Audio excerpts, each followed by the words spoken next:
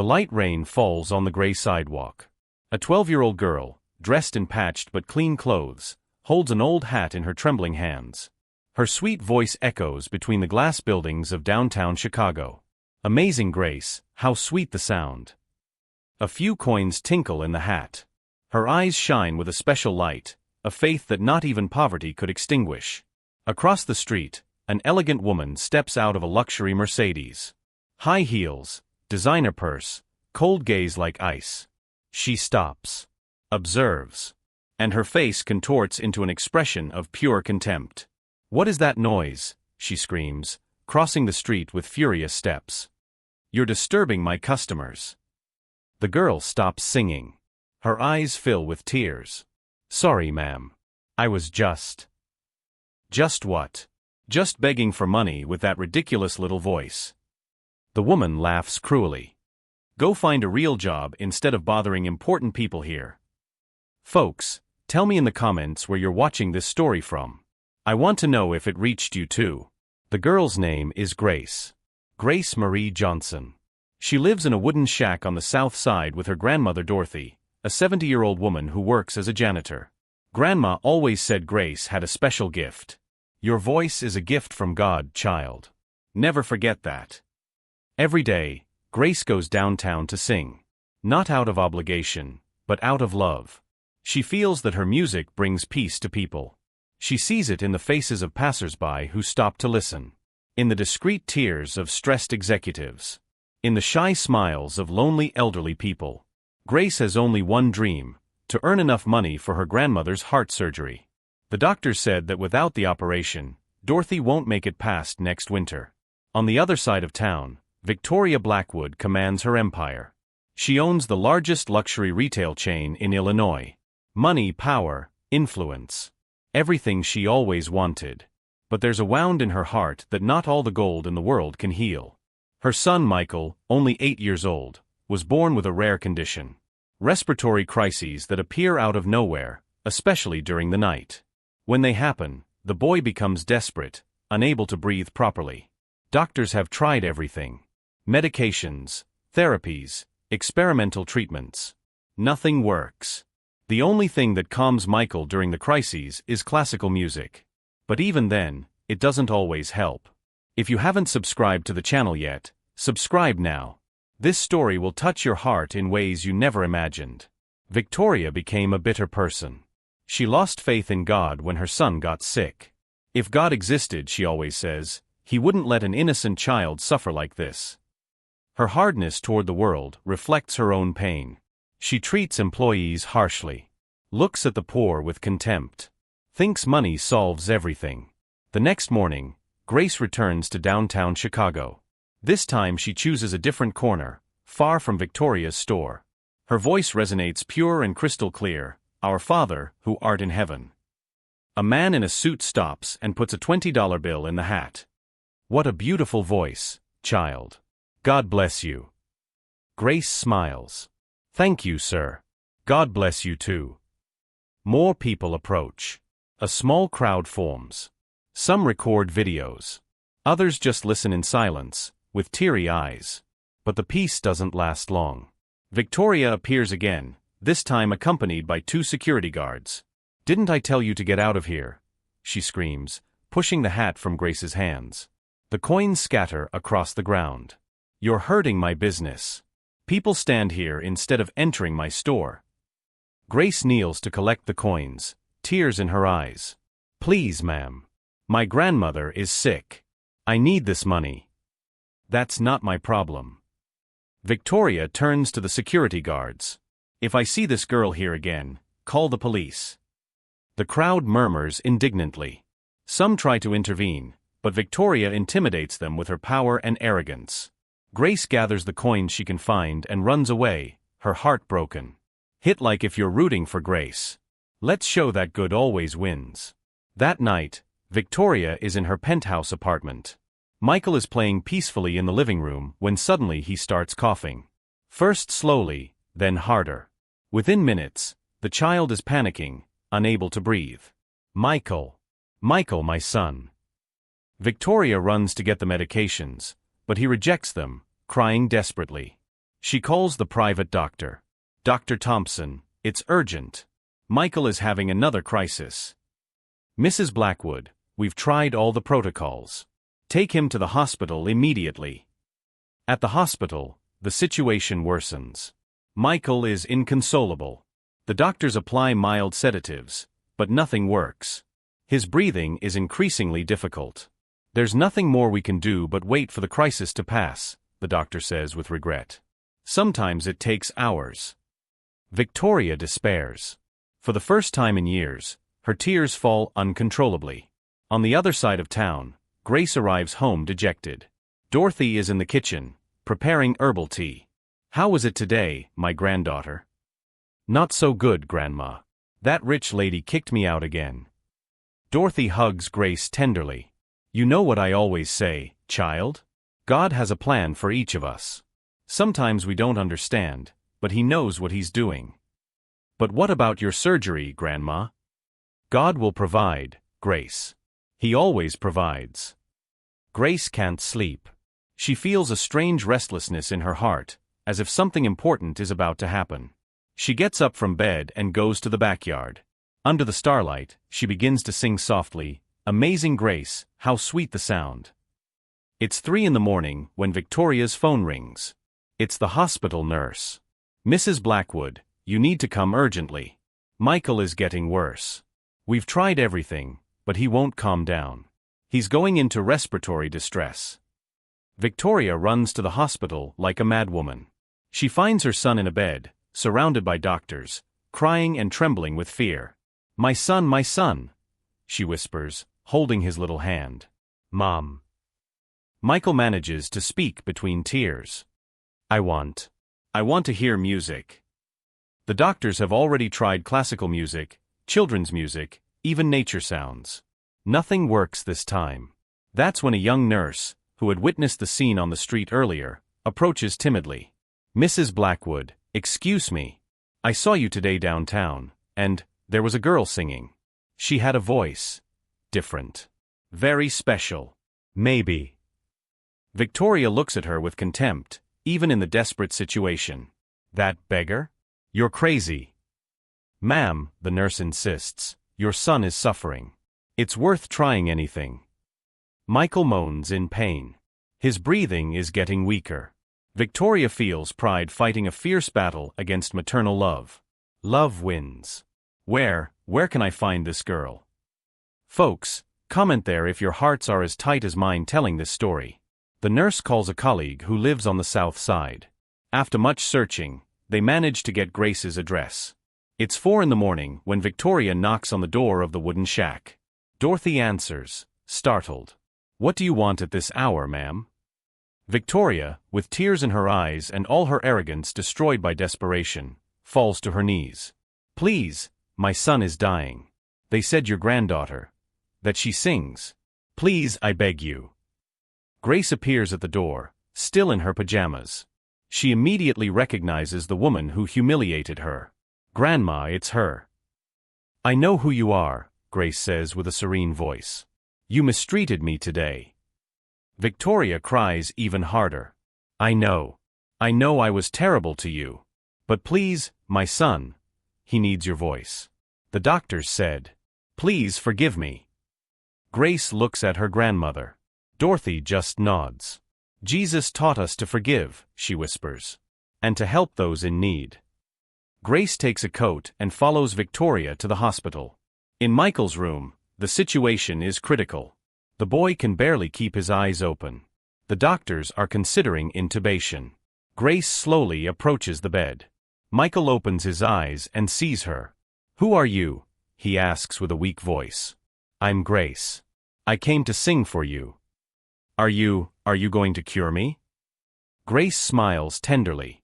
I don't cure anyone, Michael. But God can use my voice to give you peace. She kneels beside the bed, closes her eyes, and begins to sing.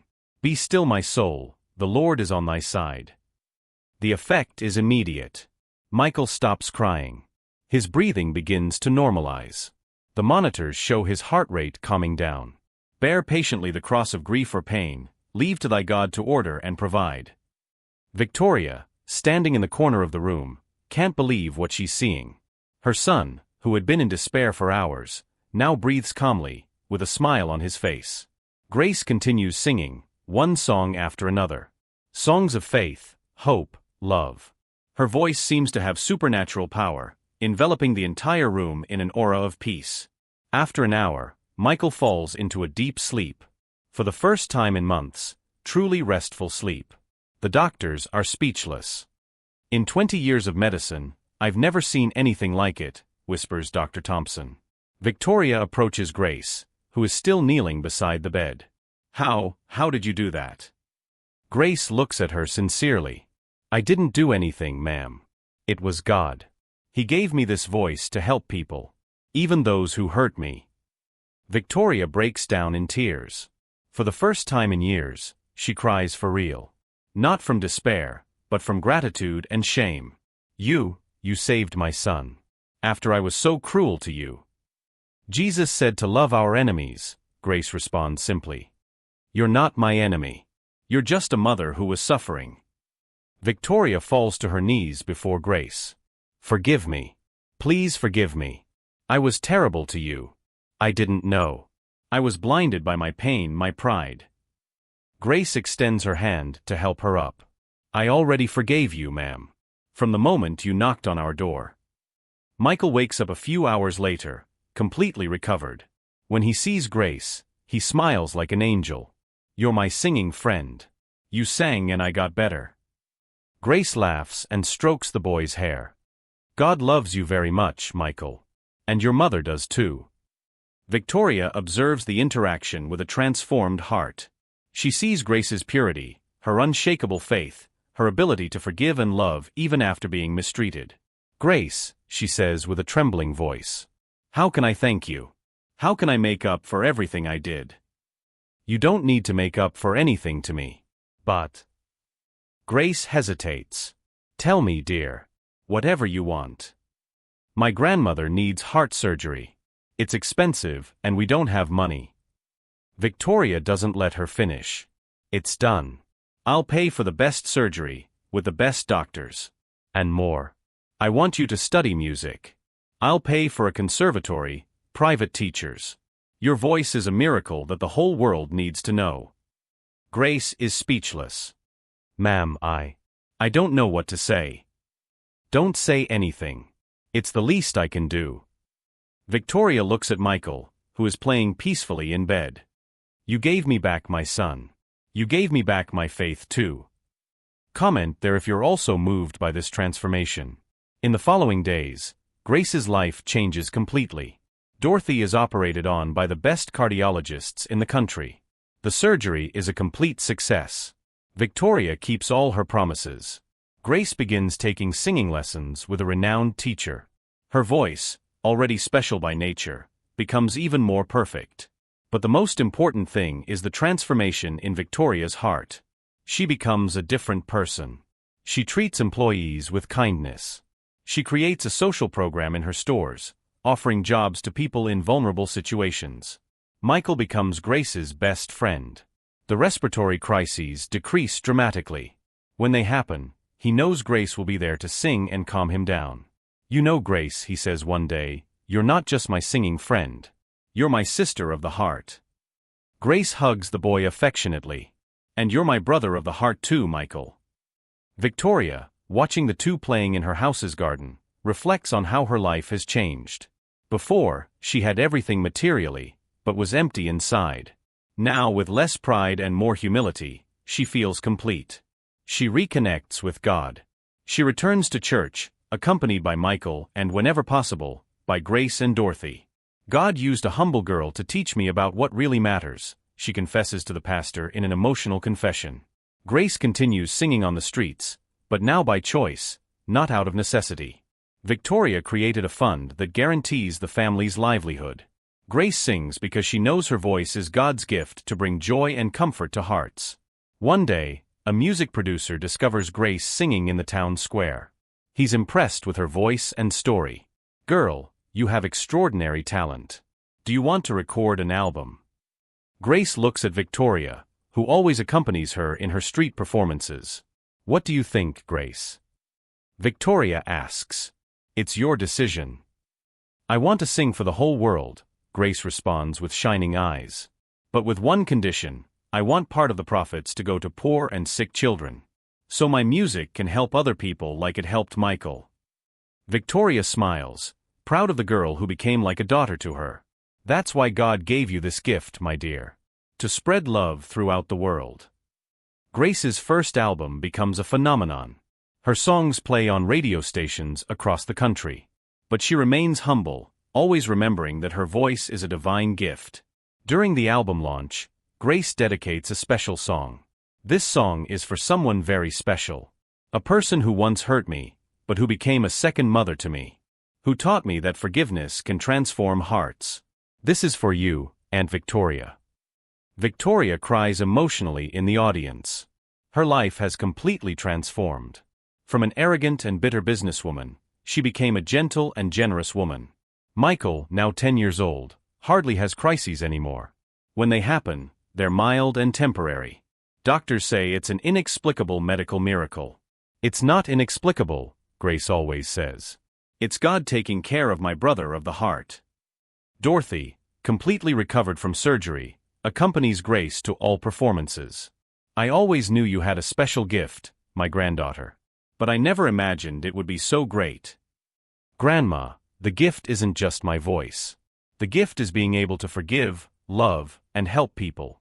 Anyone can do that. Years pass. Grace becomes an internationally famous singer. Her songs speak of faith, hope, and love. She uses her fame to promote social causes, always remembering her humble origins. Victoria becomes her manager, but more than that, her family. She creates a foundation in Grace's name to help underprivileged children with musical talent. Michael grows up strong and healthy. He never has serious crises again. He decides to study medicine, inspired by his singing sister's story. I want to help other children like you helped me, he tells Grace. You'll be a wonderful doctor, Michael. Because you have love in your heart. Grace and Victoria's story spreads around the world. A documentary is made about their lives, showing how forgiveness and faith can completely transform people. I was a lost woman, Victoria tells in the documentary. I had money, power, but I didn't have love. Grace taught me that true wealth is in serving others, in forgiving, in having faith. Grace, now a young adult, maintains the same humility as always. I didn't do anything special. I just forgave and sang. Anyone can do that. God gave us the gift of love. We just need to use it. The documentary ends with Grace singing in a poor neighborhood for underprivileged children. Her voice, more mature but still pure, echoes among the humble little houses. Victoria and Michael are by her side, distributing food baskets and toys. Did you know I once lived in a place like this? Grace tells the children. And that once a very important woman was cruel to me? The children listen attentively. You know what I did? I forgave her. And you know what happened? She became my family. Sometimes people are mean because they're suffering inside. When we forgive and love, we can heal that suffering. A little girl raises her hand. Miss Grace, how did you learn to forgive? Grace smiles and points to the sky. God taught me. And you know what? He wants to teach you too. You just need to have faith and an open heart to love. But Grace's story doesn't stop there. Let me tell you what happened after she became famous. 5 years have passed since that night at the hospital. Grace is now 17 years old and her musical career has exploded worldwide. Her albums sell millions of copies. Her tours fill stadiums. But Grace never forgot her origins. Every Sunday, she returns to the South Side where she was born. She sings in the little square where she played as a child. The community people receive her like a queen, but she behaves like the simple girl she always was. Grace. Grace! The children shout, running to hug her. Hi, my loves. How are you all? She sits on the ground, in the middle of the kids, and tells stories. Stories of faith, overcoming, how God can transform any life. Miss Grace, asks a 6-year-old girl, is it true that you were once poor like us? Of course it's true, Emma. I lived in a tiny little house, just like yours. And you know what? I was happy there. Because I had my grandma, I had love, I had faith. But now you're rich and famous. You know what the difference is, Emma? Now I can help more people. But true happiness doesn't come from money. It comes from the love we give and receive. Victoria always accompanies Grace on these visits. At first, she was afraid of the poor neighborhood. Now she feels at home. The children call her Aunt Victoria, and she loves it. Who would have thought I'd feel happier here than in my luxury salons, she confesses to Grace. It's because there's real love here, Aunt Victoria. Love that doesn't need money to exist. Michael, now 13 years old, also loves these visits. He helps Grace organize activities for the children. He dreams of being a doctor to come back and treat the community for free. Grace, do you think I'll make it? He asks one day. Michael, you have the kindest heart I know. Of course you'll make it. And when you're a doctor, you'll heal not just people's bodies, but their souls too. The foundation created by Grace and Victoria has grown a lot. Now it serves more than 5,000 underprivileged children across the country. It offers music, dance, theater, sports classes. But mainly, it offers hope.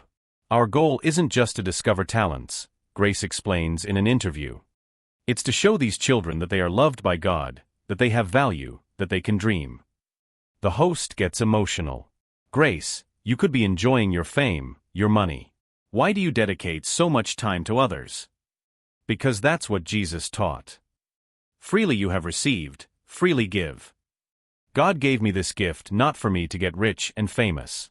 He gave it to me to spread love throughout the world. But not everything is rosy in Grace's life. With fame, also came criticism and attacks. Some people say she's a fraud, that she uses religion to make money, that her story with Victoria is a lie invented for marketing. Grace suffers from these accusations. She cries at home, talking with Dorothy. Grandma, why are people so mean? I just want to help. Dorothy, now 75 years old but still lucid and wise, hugs her granddaughter. My daughter, Jesus was also criticized and slandered. When you do good, there will always be someone trying to bring you down. But you know your heart. God knows your heart. That's what matters. But it hurts, Grandma. It hurts a lot. I know it hurts. But pain also makes us grow. Look how much you've grown since that scared little girl who sang on the street. Grace reflects on her grandmother's words. She realizes she has indeed grown a lot. Not just as an artist, but as a person. She learned that forgiveness isn't just once. It's every day. She learned that loving isn't always easy. Sometimes it hurts. But it's worth it. Victoria also faces criticism. Some businessmen accuse her of having gone crazy after meeting Grace. They say she lost focus on business, that she's wasting money on charity. You don't understand, she responds in a tense meeting. I lost focus on what doesn't matter. I found focus on what's really worthwhile. She sells 2 of her stores and uses the money to expand the foundation. Some partners leave the company furiously. Others, touched by Victoria's example, decide to help too. Money we can make again, she tells Grace. The opportunity to change lives might not come twice. Michael, observing all this, learns valuable lessons about what really matters in life. At school, some classmates mock him because of Grace's humble origins. Your fake sister is a slum girl who pretends to sing well, provokes a rich boy. Michael gets angry, but remembers Grace's teachings about forgiveness. She's not from the slums. She's my sister. And you know what? She has more nobility in her pinky finger than you have in your entire life. Nobility? She's poor. Nobility isn't measured by money. It's measured by the size of the heart. The boy is left speechless. Michael walks away, proud of defending Grace, but also feeling sorry for the classmate who doesn't understand people's value. Meanwhile, Dorothy's health begins to show signs of fragility. Even with a successful surgery, age is taking its toll. Grace notices her grandmother is more tired, more fragile. Grandma, let's do some tests. I want to make sure you're okay. Oh, my daughter, no need. I'm fine. Just a little tired. But Grace insists. The tests show Dorothy's heart is weakening again. It's not serious, but it needs care. Grandma, From now on you're going to live with me. I'm going to take good care of you. Grace, you have your career, your travels. Nothing is more important than you, Grandma. Nothing. Grace cancels an international tour to stay close to her grandmother. The press speculates about the reasons. Some say she's sick. Others, that she had a nervous breakdown. Grace decides to tell the truth in an emotional interview. My grandmother raised me. She taught me everything I know about love, faith, and humility. Now it's my turn to take care of her. There's no career in the world worth more than that. The public is moved by the statement. Sales of her albums increase even more. Not because of marketing strategy, but because people recognize the sincerity of her love. Victoria offers the best doctors, expensive treatments, everything money can buy. But Grace prefers to take care of her grandmother at home, with love and attention. Grandma, I'm going to sing for you every night. I would love that, my granddaughter. And so Grace does. Every night, she sits beside her grandmother's bed and sings the songs Dorothy loves most. Old hymns, lullabies, songs that touch the soul. Michael also participates in these moments. He tells stories to Dorothy, makes jokes to make her laugh. The house fills with love and joy, even with concern for the matriarch's health. You know something, Dorothy says one night, I feel like the most blessed old lady in the world. I have a granddaughter who's an angel, a step-grandson who's a prince, and a daughter-in-law of the heart who became a saint. Victoria, who was organizing the medicines, stops and smiles. Dorothy, you and Grace are the ones who transformed me into a better person. No, my daughter. You were already good inside. You were just hurt, afraid. Grace just showed you the way to find your own heart. These nightly conversations become precious to everyone. Grace realizes she's learning even more about life, about love, about how to care for the people we love. One day, Dorothy has a setback. She needs to stay in the hospital for a few days. Grace doesn't leave her side for a minute. My daughter, you need to rest, the nurse suggests.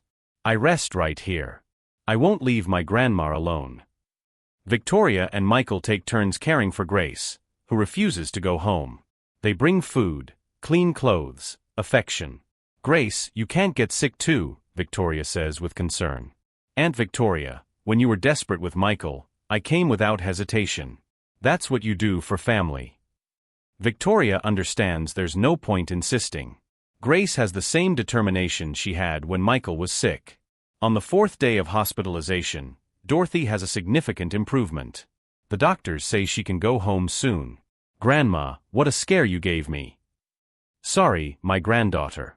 But you know what? Seeing how much you love me gave me strength to get better. Grace cries with relief. I don't know what I'd do without you, Grandma. You do what you've always done, spread love throughout the world. That's why God put you here. Back home, Dorothy becomes even closer to Grace. They talk about everything, about her granddaughter's career, about plans for the future, about the faith that sustains them. Grace, I want you to promise me something. Anything, Grandma.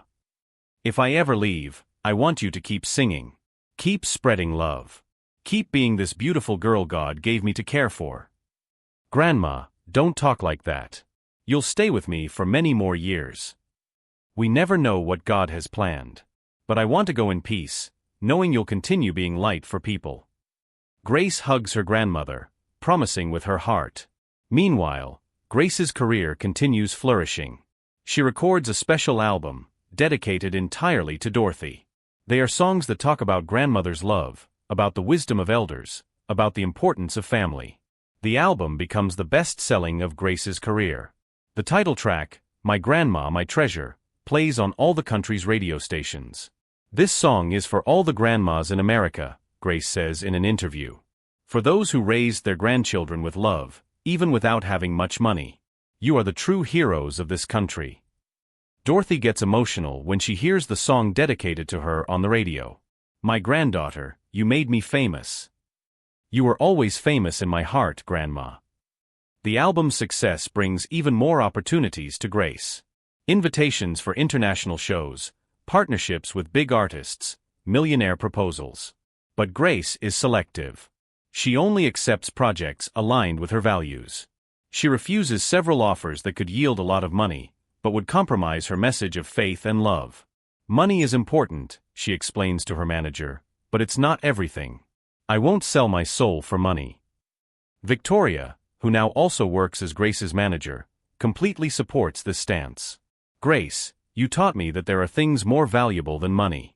Your integrity is one of them. Michael, now in high school, continues firm in his dream of being a doctor. His grades are excellent. He studies with dedication, inspired by Grace's example. I want to be a doctor to help people like Grace helped our family, he writes in his college application essay. Grace is proud when she reads the essay. Michael, you're going to be an incredible doctor. A doctor who treats not just the disease, but the whole person. Dorothy is also proud of the boy. This boy has a heart of gold. He'll do a lot of good for the world. And so the family grows in love and complicity. Grace as the talented and generous daughter. Victoria as the adoptive mother who found redemption. Michael as the dreamy and kind brother. Dorothy as the wise matriarch who unites them all. They face together the challenges of fame, the criticism, the difficulties.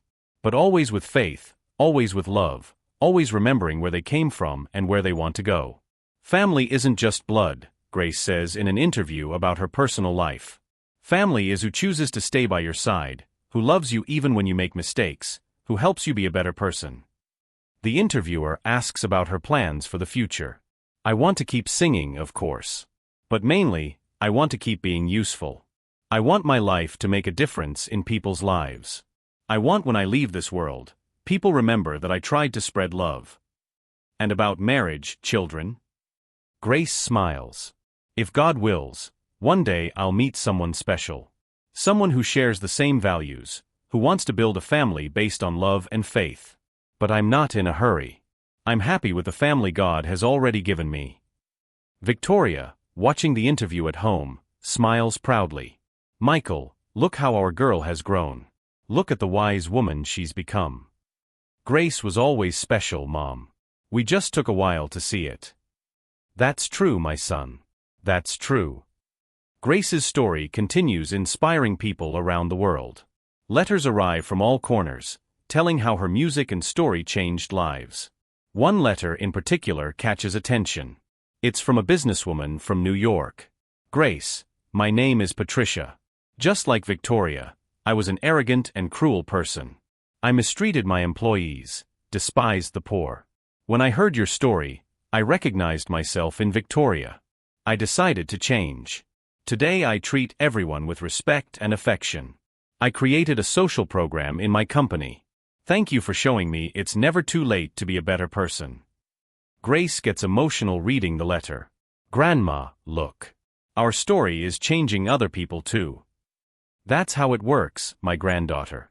One love story inspires other love stories. It's like a chain of good that never stops growing. And indeed, the chain of good never stops growing. Inspired by Grace and Victoria's story, other people begin to change their attitudes. Businessmen create social programs. Rich people adopt poor families. Talented young people use their gifts to help the community. The documentary about Grace and Victoria wins international awards. It's shown in schools, churches, community centers. It becomes an educational tool about forgiveness, transformation, and love for others. I never imagined our story would touch so many people, Victoria confesses in a lecture. It's because it's a true story, Grace responds. It's because it shows that everyone can change, everyone can be better. Folks, we've reached the end of this incredible story. But I want you to tell me in the comments, have you ever had to forgive someone who hurt you? How was that experience? Share your stories of forgiveness and transformation. Grace's lesson resonates through the years. It doesn't matter where we come from or what we did in the past. What matters is our capacity to love, forgive, and help each other. Victoria found redemption through humility. Grace found her mission through forgiveness. Michael found healing through love. And so, a simple poor girl with an angelic voice proved that the greatest miracles don't happen in palaces, but in humble hearts that choose to love even when they are hurt. Good always wins over evil. Faith always overcomes adversity. And love always transforms lives. This is the most beautiful truth in the world. we all have the power to make miracles.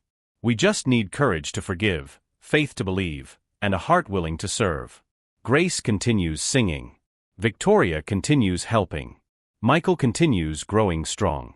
And the world continues being transformed, one voice, one forgiveness, one act of love at a time. Because in the end, nobody is lost forever.